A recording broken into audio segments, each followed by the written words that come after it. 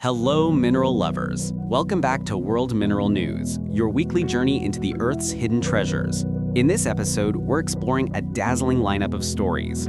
A first look at a massive, immersive museum renovation that lets you step inside a crystal cave. The rising allure of phenomenal and included gemstones, where flaws become features. And your November travel guide to the world's biggest mineral and gem shows, from Europe to Asia. So, grab your loupe and let's dig in. We're kicking off with big news for museum fans and mineral enthusiasts alike. The Denver Museum of Nature and Science has just announced an extraordinary $30 million expansion and reimagining of its beloved Gems and Minerals Hall. And trust me, this isn't just a facelift. It's a reinvention of how we experience mineralogy. When it reopens in 2027 as the Day of Family Gems and Minerals Hall, visitors will be able to step into a world inspired by the Cave of Crystals in Naica, Mexico, and the glittering Speleothem caves of Colorado. Imagine walking through towering selenite formations and glowing crystal walls, surrounded by a softly shimmering atmosphere that makes you feel like you've descended into the heart of the Earth itself.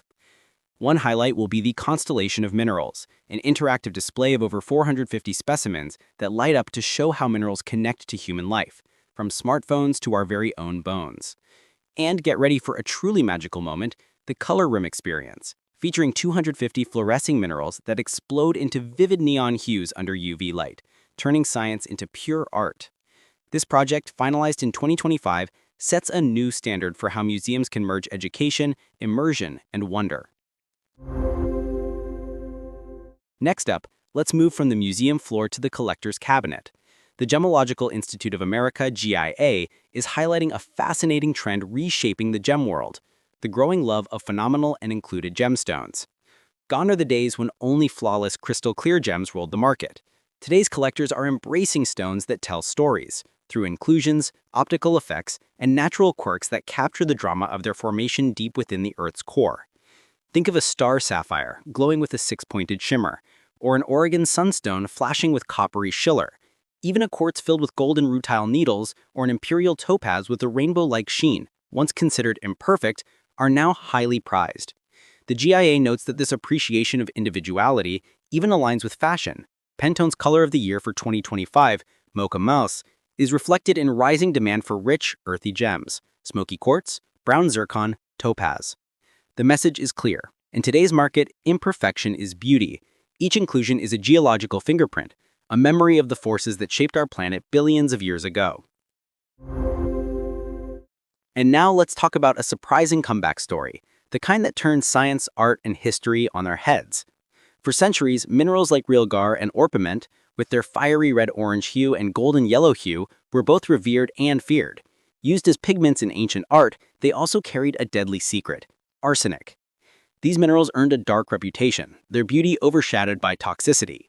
But a new report from CSIRO, published October 7, 2025, titled "From Villain to Hero: The Changing Reputation of Arsenic-Bearing Minerals," is rewriting that narrative. Today, arsenic is classified as a critical mineral in regions like the US and EU, essential for advanced technologies such as high-speed semiconductors, solar cells, and modern electronics. And that's not all. Geologically, realgar and orpiment play a starring role as indicator minerals for gold deposits, especially in Carlin-type ore systems. To geologists, their presence is a glowing clue that precious metals may be nearby. So while collectors must still handle these specimens with care, avoiding heat, light, and abrasion, their story now bridges beauty, science, and technology. From pigments of the past to components of the future, realgar and orpiment remind us that the mineral world is full of second chances. And now, for the showhounds among you, let's look ahead to some major events where the fine mineral world convenes. November 1st to 2nd, Precious Stones, Edle Steine in St. Ingbert, Germany, a stunning public showcase featuring minerals, fossils, jewelry, and gems. November 2nd through 5th, Iran CONMINE in Tehran, primarily an industry-focused trade fair, but with valuable insights for serious vendors and collectors. November 8th through 9th, Luxembourg Mineral Expo, one of Europe's most anticipated shows, blending minerals, meteorites, and museum-grade specimens from global dealers. Keep an eye on local club shows in the US too, like the shows in Tampa, Florida, and Grants Pass, Oregon in early November. Smaller regional shows are known for uncovering some truly spectacular local finds. Always check the specific show website for the latest details.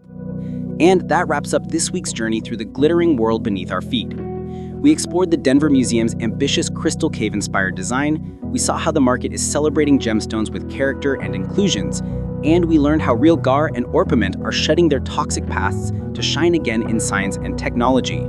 If you enjoyed today's stories, don't forget to follow and share world mineral news with your fellow collectors, geology buffs, and anyone who loves the Earth's natural artistry. Until next time, keep exploring, keep collecting, and keep your curiosity crystal clear.